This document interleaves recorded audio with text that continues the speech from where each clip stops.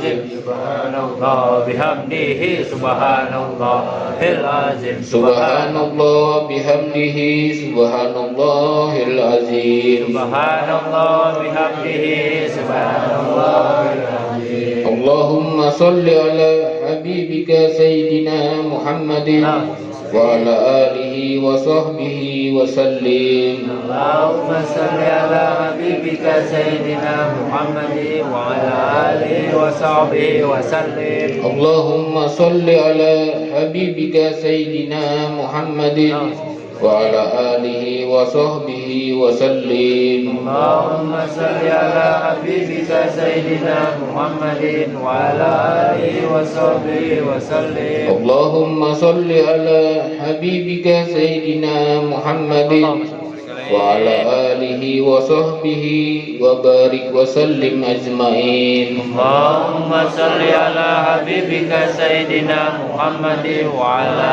alihi wa sahbihi wa barik wa sallim ajmain. Ila hadratil Mustafa Rasulillah sallallahu alaihi wasallam. Al-Fatihah ila Sayyidina Rasulillah Muhammad ibn Abdullah. Summa ila Sayyidina Al-Muhajir ilallah Ahmad bin Isa. Summa ila Sayyidina Ustadzil A'zam Al-Faqih Al-Muqaddam Muhammad ibn Ali Ba'alawi wa usulihim wa furu'ihim. Summa ila Al-Muqaddam Sani Al-Habib Abdurrahman Segaf. Summa ila Sultanil Mala Al-Habib Abdullah bin Abu Bakar Al-Idrus. Summa ila Qutbil Anfas Al-Habib Umar bin Abdurrahman Al-Atos.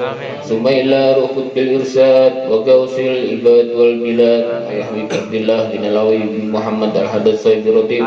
Summa ila Qutbul Wujud Al-Habib Ali bin Muhammad Al-Habsi wa walidina wa walidihim wa bil khusus Ubadiyah binti Dahlan wa Rubiah binti Dahlan wa Zaliyah binti Dahlan wa walidina wa walidihim wa amwatina wa amwatihim min ahlil jannah. Al-Fatihah. Billahi minasyaitonir rajim. Bismillahirrahmanirrahim. Alhamdulillahi rabbil alamin arrahmanir rahim maliki yaumiddin. Iyyaka na'budu wa iyyaka nasta'in ihdinas siratal mustaqim siratal ladzina an'amta 'alaihim ghairil maghdubi 'alaihim waladdallin. Amin. A'udzubillahi minasyaitonir rajim. Bismillahirrahmanirrahim. Alhamdulillahi rabbil alamin. Amin. Hamdan sakirin, hamdan naimin, hamdan yu'afi ni'amahu wa yukafi mazidah. Ya Rabbana lakal hamdu kama yanbaghi li jalali wajhika wa azimi sultanik. Allahumma salli ala Sayyidina Muhammad wa ala ali Sayyidina Muhammad. Allahumma taqabbal wa awsil sawaba ma qaranahu minal Qur'anil azim wa ma halalna wa ma sabahna wa ma astaghfarna wa ma sallaina ala Sayyidina Muhammadin sallallahu alaihi wasallam hadiyatan wasilatan wa rahmatan nazilah wa barakatan zamilah ila hadrati habibina wa safina wa qurrati ayunina sayyidina wa maulana Muhammadin sallallahu alaihi wasallam wa ila jami'il ihwanihi minal anbiya'i wal mursalin wal awliya'i was suhada'i was solihin was sahabati wat tabi'in wal ulama'il amilin wal musannifina wal muhlisina wa jami'il mujahidina fi sabilillah rabbil alamin wa malaikatil muqarrabin, khususan ila Sayyidina Syekh Abdul Qadir Al-Jilani wa Qadiyah binti Dahlan wa Rubiah binti Dahlan wa Zaliyah binti Dahlan. Sumaila arwahi ahli kubur, arwahi jami ahli kubur minal muslimin wal muslimat wal mu'minin wal mu'minat min masarikil ardi wa magharibiha bahriha wa bahriha, khususan illa abaina wa ummahatina wa ajdadina wa jaddatina wa khususan illa man istama'na hahuna bisababihi wa li azlihi. Allahumma ighfir lahum warhamhum wa afihim wa afu anhum. Allahumma anzil rahmat wal maghfirah ala ahli al-qubur min ahli la ilaha illallah Sayyidina Muhammadur Rasulullah. Rabbana arinal haqqa haqqan warzuqna tibahu وأرنا الباطل باطلا وارزقنا اجتنابه آمين ربنا آتنا في الدنيا حسنة وفي الآخرة حسنة وقنا عذاب النار آمين سبحانك ربك رب العزة عما يصفون وسلام على المرسلين والحمد لله رب العالمين لا إله إلا الله الموجود في كل زمان لا إله إلا الله الموجود في كل زمان لا إله إلا الله المعبود في كل مكان لا إله إلا الله المعبود في كل مكان لا إله إلا الله المذكور بكل لسان لا إله إلا الله المذكور بكل لسان لا إله إلا الله المعروف بالإحسان لا إله إلا الله المعروف بالإحسان لا إله إلا الله كل يوم هو في شان لا إله إلا الله كل يوم وفي شان لا إله إلا الله الأمان الأمان من زوال الإيمان لا إله إلا الله الأمان الأمان من زوال الإيمان ومن فتنة الشيطان ومن فتنة الشيطان يا قديم الإحسان يا قديم الإحسان كم لك علينا من إحسان كم لك علينا من إحسان إحسانك القديم إحسانك القديم يا حنان يا منان يا حنان يا منان يا رحيم يا رحمن يا رحيم يا رحمن يا غفور يا غفار يا غفور يا غفار اغفر لنا وارحمنا اغفر لنا وارحمنا اغفر لنا وارحمنا اغفر لنا وارحمنا اغفر لنا وارحمنا اغفر لنا وارحمنا وأنت خير الراحمين وأنت خير الراحمين وصلى الله على سيدنا محمد وآله وصحبه وسلم يا ربنا تربنا بأننا تربنا وأننا أشرفنا على الجوع أشرفنا فتوب علينا توبة تغسل كل خوبة واستر لنا العورات وآمن الروحات واغفر لوالدينا ربي ومولودينا والآل والإخوان وسائر الخلان وكل ذي محبة أو جيرة أو صحبة والمسلمين عجما آمين ربي أسمع فضلا وجودا منا لا باكتساب منا بالمصطفى رسولنا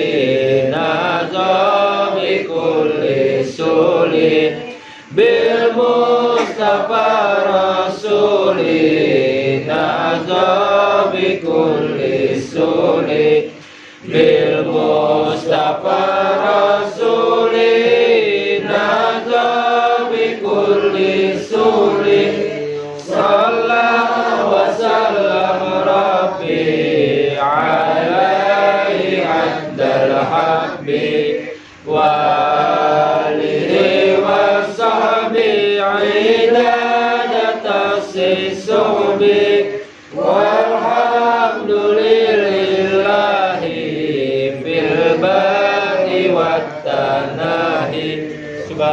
rabbika rabbil izzati amma yasifun wa salamun alal mursalin walhamdulillahi rabbil alamin.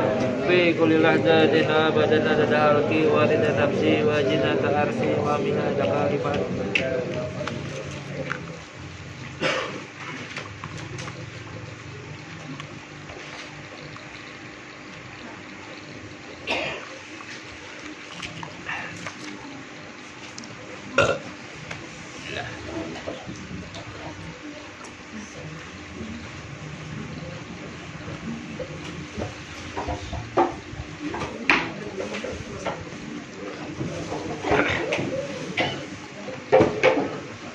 Assalamualaikum warahmatullahi wabarakatuh. Waalaikumsalam warahmatullahi wabarakatuh.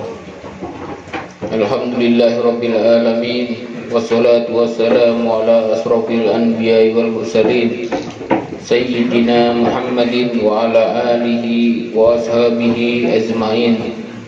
Rabbi ishrah li sadri wa yassir li amri wahlul 'uqdatam min lisani yafqahu qawli. Amma ba'd.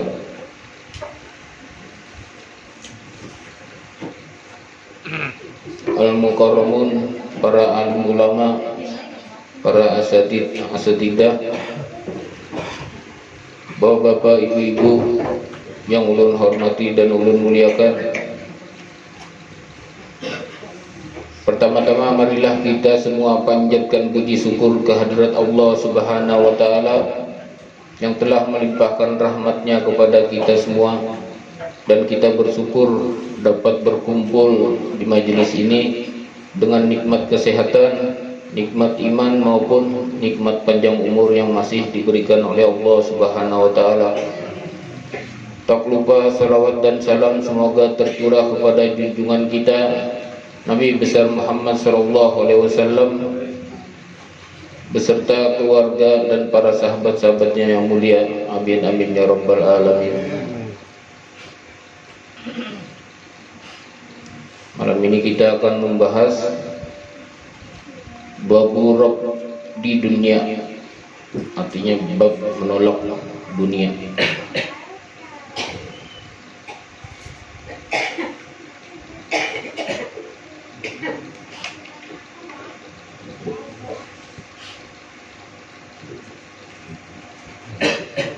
Qala hadatsana al-faqih radhiyallahu taala anhu, hadatsana al-faqih Abu Ja'far, hadatsana Muhammad bin Agil, dan berkata beliau penulis kitab, diceritakan kepada kami oleh al-faqih Imam Abu Laits As-Samarqandi radhiyallahu taala anhu, dan diceritakan kepada kami oleh Al-Faqih Syekh Abu Ja'far, diceritakan kepada kami oleh Syekh Muhammad bin Agil.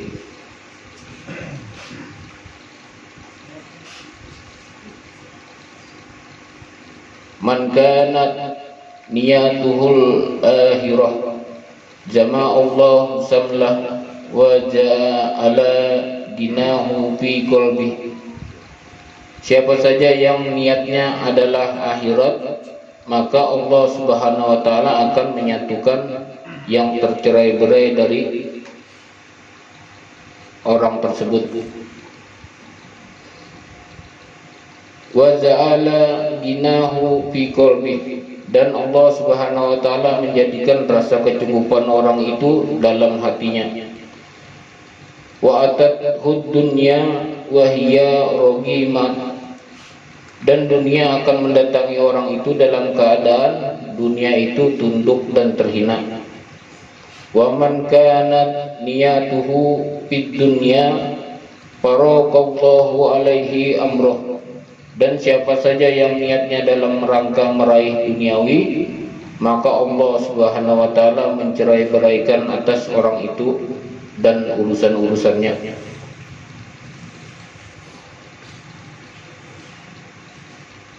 Wa za'ala faqruhu baina ainai, dan Allah akan menjadikan rasa fakir orang itu di hadapan dua matanya. Walam ya'tihi minad dunya illa ma kataballahu lahu, dan tidak akan mendatangi dirinya dari dunia kecuali sesuatu yang Allah Subhanahu wa taala telah tetapkan untuknya. Nah, jadi dari Sayyidina Zaid bin Sabit radhiyallahu taala anhu dan dari Nabi Muhammad sallallahu alaihi wasallam bahwasanya beliau bersabda, siapa saja yang niatnya adalah akhirat, maka Allah akan menyatukan yang tercerai-berai dari orang itu. Jadi kita hidup ini untuk akhirat, bukan untuk dunia. Memang kita melewati dunia. Kenapa kita melewati dunia? Karena kita disuruh mencari bekal. Kalau kada melewati dunia, kayak Pak, masuk akhirat. Sehat aja ulun pian. Mau minum.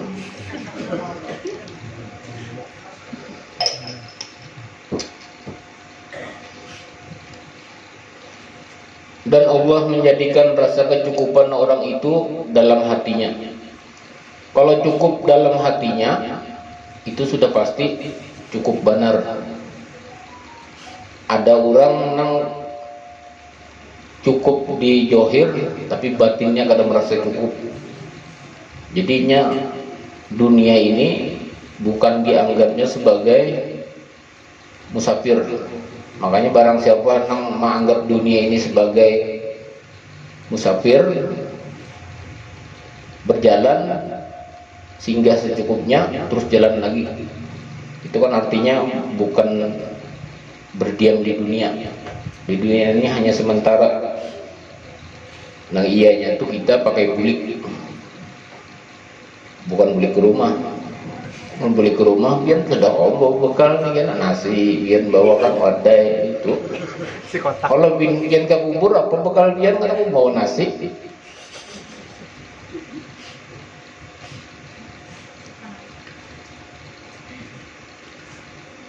Dan dunia akan mendatangi orang itu dalam keadaan dunia itu tunduk dan terhina. Nah, kalau kita cinta dunia, akhirat kadang mengupati. Tapi kalau kita cinta akhirat, sudah pasti dunia mengikuti. Jadi dunia ini mengikuti kayak orang terhina, artinya mengemis lawan kita. Sekarang kita mengemis lawan dunia, ada himbongnya.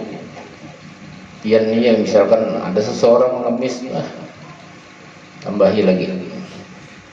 Nah ini kita kada habisnya di dunia nih.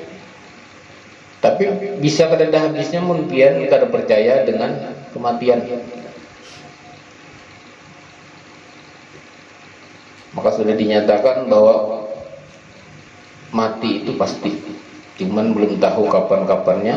Ini kayak yang tadi baru kita hauli. Di mana kita hauli? Nah dengan kita haul ini memberi hadiah. Kadang-kadang memberi hadiah di kubur. Makanya kita kalau kita paham dengan, misalkan kita sibuk berkawanan,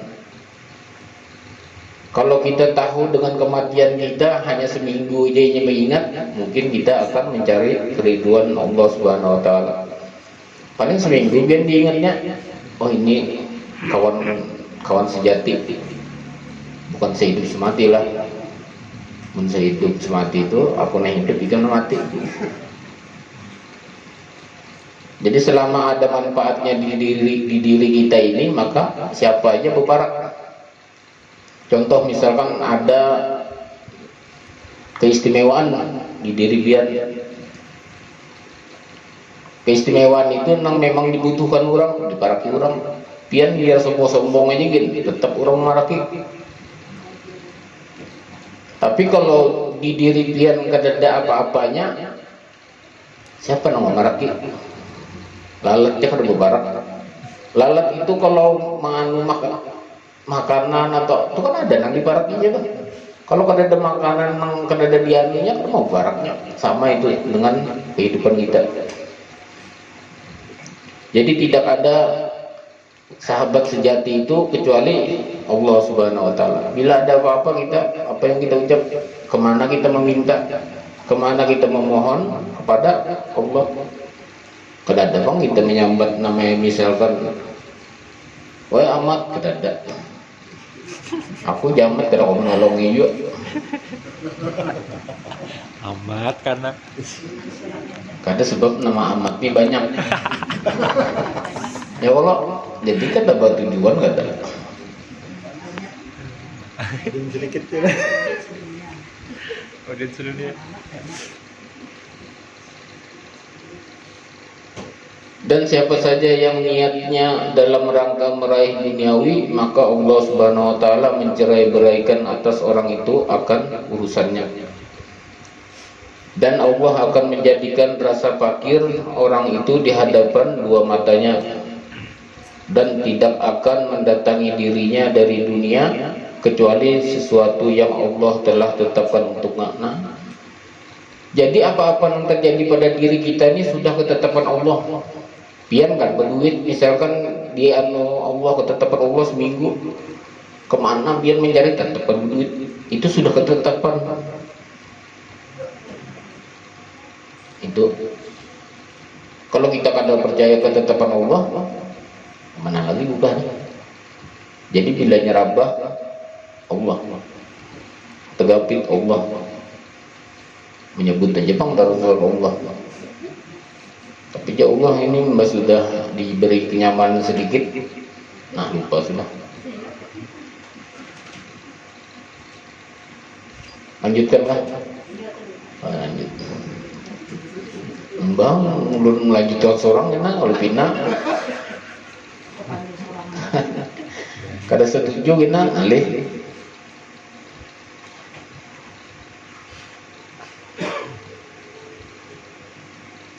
Dahala Umar radhiyallahu taala anhu ala Nabi sallallahu alaihi wasallam wa huwa ala khasir. Pernah masuk Sayyidina Umar radhiyallahu taala anhu menemui Nabi sallallahu alaihi wasallam saat Nabi sedang berbaring di atas tikar. Dan sungguh membekas tikar tersebut di pinggang beliau yang mulia, maka menangislah Sayyidina Umar radhiyallahu taala anhu. Nah, jadi bebakasnya Rasulullah nih bekas tikar. Jadi Sayyidina Umar ini bertanya kepada Rasulullah, wahai Rasulullah, pian ini ampunnya dunia, tidak diciptakan dunia ini karena adanya Rasulullah. Kenapa jadi sampai membakas? Makanya sidin mangkat tangan minta nyaman, mungkin lebih nyaman. Kita 100 kali mangkat tangan paling menyerah. Ini bukan mengangkat tangan berdoa.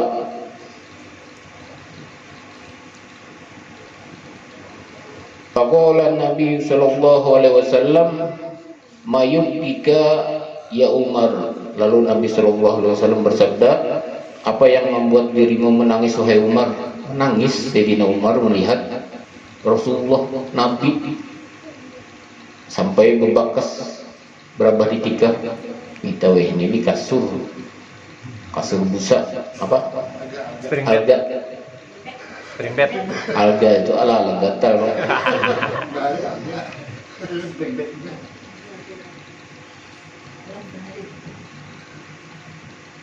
Jadi Sayyidina Umar berkata, saya teringat dengan Kisra Raja Persia dan Kaisar Raja Romawi dan segala apa yang kedua orang itu miliki dari dunia. Artinya penuh kemewahan. Nah, orang Persia si Kisra tadi lawan Raja Romawi penuh dengan tilam yang tebal-tebal, bebayat berabah nih model rasa di awan. Rasanya aja bang, rasa di awan. Untuk kita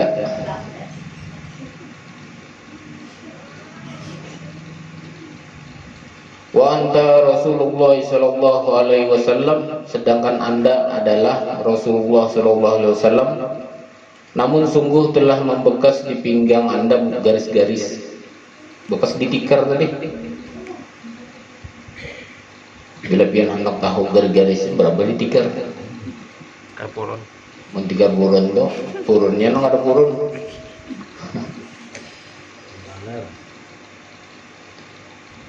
Faqala Nabi sallallahu alaihi wasallam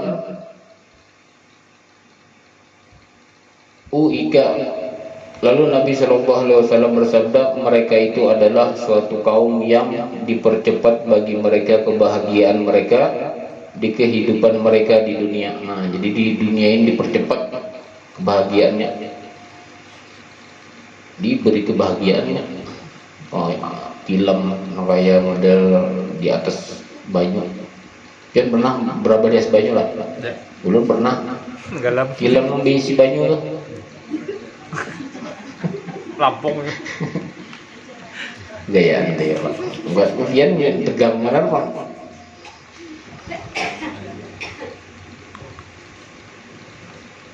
Ad-dunya wa nahnu qaumun hirat lana thayyibatuna fil akhirah. Sedangkan kita adalah suatu kaum yang ditunda bagi kita kebahagiaan untuk kita di akhirat. Nah, jadi orang muslim ini apa surganya itu bukan di dunia. Jadi kalau orang nanti beri kebahagiaan di dunia, kebahagiaan dalam artian serba berkecukupan, maka di akhirat kena akan merasakan kefakiran. Itu bagi yang memang kada menjalankan apa-apa yang diperintahkan oleh Allah Subhanahu wa taala. Tapi kalau memang inya berbagi, dasar memang orangnya apa ringan tangan, bukan ringan tangan ini lain. Ya ringan tangan ini sempatannya, ringan tangan begini maksudnya.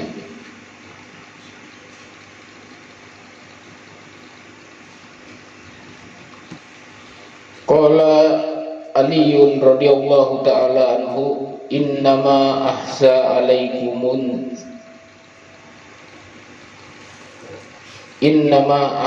alaikumus natain. Telah berkata Sayyidina Ali radhiyallahu ta'ala anhu, sesungguhnya saya takut menimpa kalian itu hanyalah dua perkara. Tulal amali wa tiba al hawa, yaitu yang pertama panjang angan-angan dan mengikuti hawa nafsu. Panjang angan-angan ini bukan panjang tangan-tangan lah, panjang angan-angan. Artinya angan-angan kita udah aku sugih ini ikan ku bawai buta-buta bumi bahaya barang.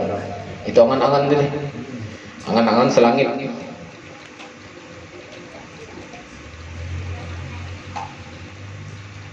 Karena sesungguhnya panjang angan-angan itu dapat membuat lupa akhirat. Angan-angan kita ini jadi orang sugih, pokoknya ikan bilanya mencungol aja tempeleng, langsung tempeleng duit. Saking angan-angannya nih, pas dimasuki iblis. Memang diberikan iblis itu anu kita ini dianuakannya masalah perhiasan kilauan dunia ini. Sudah lupa sudah kita akan akhirat kita. Jadi lembah sudah membina kita napas kayak ini hanya Allah. Malu lah kita, malu. 50 tahun aja umur misalkan kita meninggal, kadada apa kebaikan yang kawa kita persembahkan untuk akhirat kita. Ayo, kadang kawa kita bulan kawalah bergulik. Misalkan sebulan aja handap memperbaiki, kadang awak. Kalau bertukangan mungkin bila tersalah, bertukangan kita salah, misalkan dia menyuruh tukang tersalah maku ya, penampi hilo. Mau salah maku itu misalkan sudah berpelapornya, ada titik banyak, saling salah paku, terpaku di tengah sengnya, titikan banyak. Oh lebih lihat akan aja. Jadi ya tukang aku baik ya kan paling gak ada biar berpikir tukang baru. Itu kalau di dunia. Mau di akhirat jadi dari malaikat ikem apa aja selama 50 tahun di dunia. Jadi ikem sampai kada kawan membawa suatu bekal untuk menyelamatkan ikem. Hantaman di Akhirat itu kan kayak hantaman di dunia bang, kita peling orang sekali 2 kali menahan nijak. Pian diketik sedikit-sedikit bisa lempak. Ya, sanggup pian lah. Maka kesakitan kayak itu tuh di akhirat kena di 2 kali akan lebih sakitnya.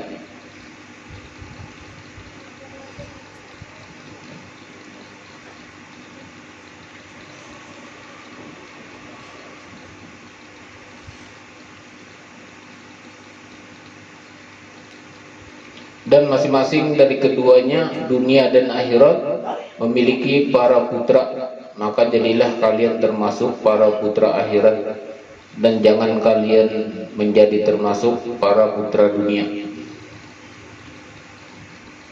Jakanya kita nih hidup di akhirat menuju dunia itu bisa. Apa di dunia nih neng kedadak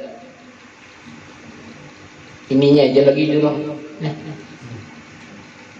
Maka bila sudah ada adol nih, pisang aja kau biar perintah modelnya.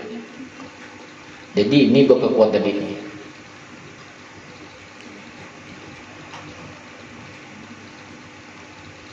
Maka sesungguhnya sekarang di dunia ada amal ibadah dan tidak ada hisab, sedangkan besok di akhirat ada hisab yang kita pertanggungjawabkan. Di dunia biar dapatlah hisab pada ada. Nah kita pikirkan hisab untuk di akhirat kita ini apa? Kita persembahkan sebuting amal aja kada mungkin. Kita lihat di amal-amal kita aja kada tentu semua amal yang kita perbuat itu tuh diterima oleh Allah. Ada aja amal yang lewat di status tuh kada masuk. Pian lagi memberi foto-foto itu kan kada masuk. Ayo. Karena soalnya dia aku niatnya artinya supaya memberikan contoh yang ada baik gitu ya. Makanya bilangnya pian hendak hilang dalam 24 jam kesakitan apa-apa yang ada di diri pian pasang di status 24 jam hilang. Nah tahu Heri paham tuh berarti. Karena sebujur pasang dia aku lagi kada berduit 24 jam hilang loh. Hilang. Maksudnya hilang tulisannya. Status hilang.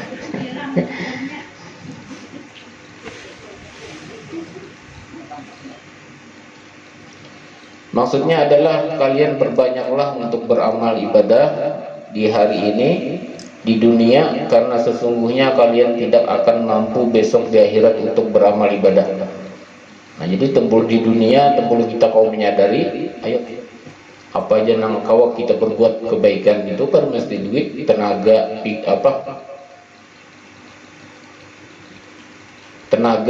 pikiran. Misalkan orang ada masalah, kita membantu dengan memberikan jalan. Jadi apa aja misalkan ada paku di tengah jalanan pinggir apa ini super aku biar aja kata jual itu kan kebaikan untuk orang banyak. Kalau kita singkirkan jadi nang lewat yang banyak tadi kata kena. Itu tujuannya bukan masalah ini madam orang ada jajiman orang melihat itu ada pun orang moto, oh itu masa Allah itu belajar meminggirkan paku. Mau pasang status, aku menginggirkan paku aja. Ya nah hilang 24 jam tadi.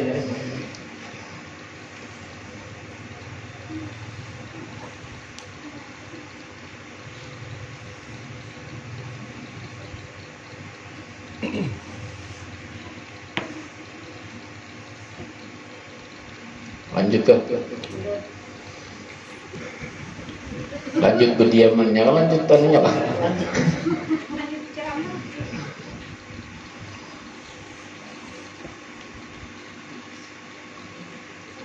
Ayuhan nas inna lakum ma'alima pantahu ila ma'alimikum, wahai manusia, sesungguhnya bagi kalian ada beberapa tanda petunjuk, maka berhentilah kalian ke tanda-tanda petunjuk kalian. Nah, kita misalkan di lampu merah, bila lampu habang menyala, maulah kita langgar. Nah, itu maksudnya berhenti. Di petunjuk-petunjuk itu berhenti. Misalkan abang berhenti, kuning itu siap-siap, hijau jalan. Wa inna lakum nihayatan fantahu ili nihayatikum, dan sesungguhnya bagi kalian ada batas akhir, maka berhentilah kalian ke batas akhir kalian. Batas akhir maksudnya kita perlombaan itu pasti mencari finish. Kadang-kadang kita mencari permulaan dari perlombaan. Jadi bubulik, kita perlombaan itu pasti mencari finish. Mencari finish itu dalam artian berlomba-lomba dalam kebaikan. Dan sesungguhnya seorang hamba yang beriman berada di antara dua perkara yang mengkhawatirkan, yaitu di antara batas waktu yang sungguh telah berlalu. Nah, sebenarnya ini masalah batas waktu. Kalau kita melihat sehat nih, ulun wajulun bisa 3 tahun aja lagi masih sehat aja, itu ujar ulun. Tapi Allah Subhanahu wa taala beda.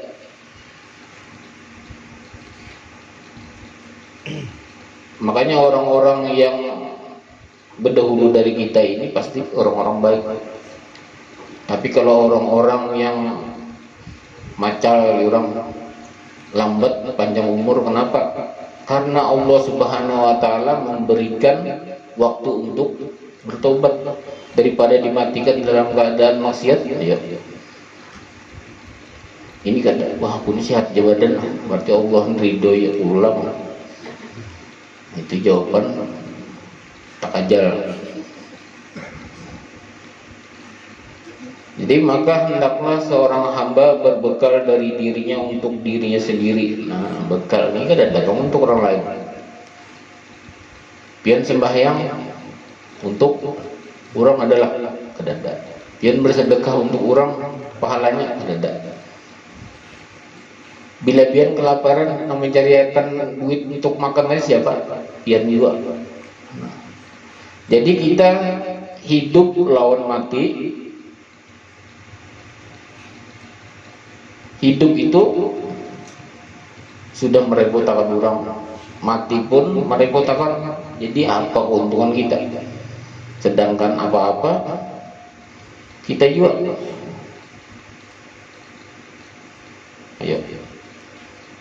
Maka di dalam kebingungan kita itu, siapa yang menolong? Allah Subhanahu wa taala. Memang lewat orang.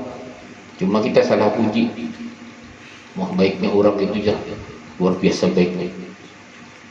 Mati biar nang pian tu bela-bela baik tadi menguburakan untung ulu minuman.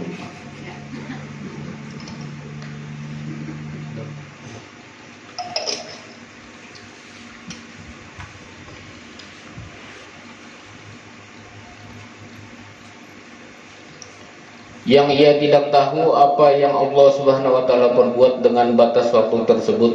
Kita kada tahu. Kita batas waktu kita misalkan aku ini menang 5 tahun aja lagi kada mati. Di antara batas waktu itu apabila Allah taala mematikan kita, kada tahu. Usia juga sudah kita berpikir 5 tahun ke depan kita masih hidup, pas 2 menit setelah anu itu tadi meninggal. Apa? Biar tidak masuk surga lah. Jangannya kawal itu, jangan disiksa di kubur, di akhirat lancar masuk surga. Nah, itu untuk dengan perbuatan yang karedet bekal tadi, kayak itu jadinya. Mimpi jarang jadi. Biar Naik gunung aja kadang bawa bekal ya. Ayo.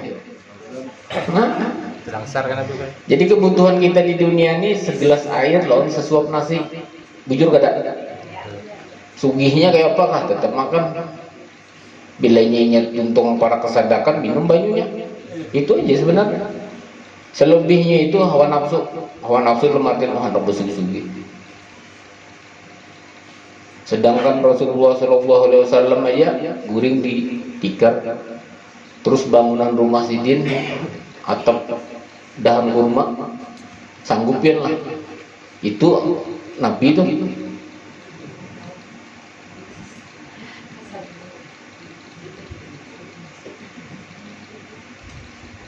Kenapa Nabi naga itu?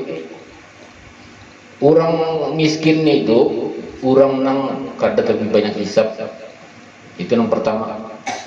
Yang kedua, di dunia ini bukan surganya orang-orang muslim, orang-orang beriman. Nah itu sudah.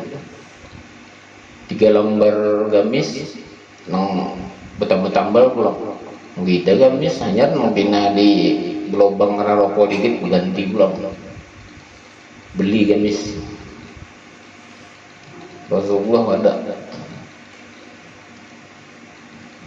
Padahal kita berharap syafaat Rasulullah SAW. Sedangkan yang memberi syafaat, maka itu sudah menunjukkan bahwa di dunia ini tempatnya kehinaan,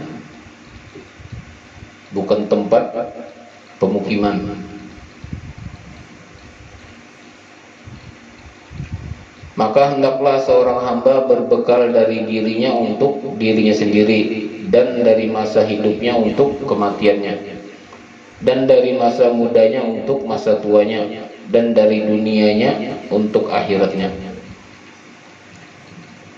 Ini sudah di hadis Rasulullah SAW sudah mengatakan bahwa itu bekal. Artinya dari masa ke masa kita ini harus ada perbekalan. Kedada bang biar hari ini makan 2 piring untuk seminggu bahan bel hartahan lah. Nah, iya dan tahan mungkin sepiring nasi kita makan iwak gak sampai kenyang untuk seminggu kadang. Maka sesungguhnya dunia itu diciptakan untuk kalian, sedangkan kalian diciptakan untuk akhirat. Nah, jadi dunia ini untuk kita mencari bekal, mengumpulkan bekal untuk akhirat kita. Nah, sekarang dunia diadakan ini, dunia mau uji kita dengan kemewahan-kemewahan di dunia. Wallahu a'lam bishawab. Mudah-mudahan kita diberikan kebahagiaan di dunia maupun kebahagiaan di akhirat, dan mudah-mudahan bekal-bekal kita diterima oleh Allah Subhanahu wa taala, dan mudah-mudahan Allah Subhanahu wa taala dan Rasulullah sallallahu alaihi wasallam ridho akan apa-apa yang kita kerjakan, dan mudah-mudahan kita dikumpulkan di surga bersama Habibuna Muhammad sallallahu alaihi wasallam. Rabbana atina fid dunya hasanah wa fil akhirati hasanah wa qina azabannar. Subhanaka rabbika rabbil izzati amma yasifun wa salamun alal mursalin walhamdulillahi rabbil alamin.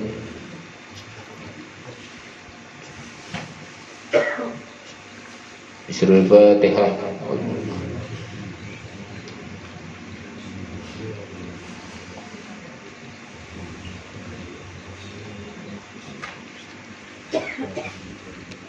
Amin amin amin. Bismillahirrahmanirrahim. Assalamualaikum ala asrofil anbiya'i wal mursalin wa ala alihi wa sahbihi ajma'in. Allahumma inna nas'aluka al-afwa fid din wa 'afiyatan fil jasad wa ziyadatan fil 'ilmi wa barakatan fil rizqi wa tawbatan qabla al-maut wa rahmatan 'inda al-maut wa maghfiratan ba'da al-maut. Allahumma hawwin 'alaina fi sakaratil maut ونجاة من النار والعفو عند الحساب. ربنا لا تزغ قلوبنا بعد إذ هديتنا وهب لنا من لدنك رحمة إنك أنت الوهاب ربنا آتنا في الدنيا حسنة وفي الآخرة حسنة وقنا عذاب النار آمين يا رب العالمين.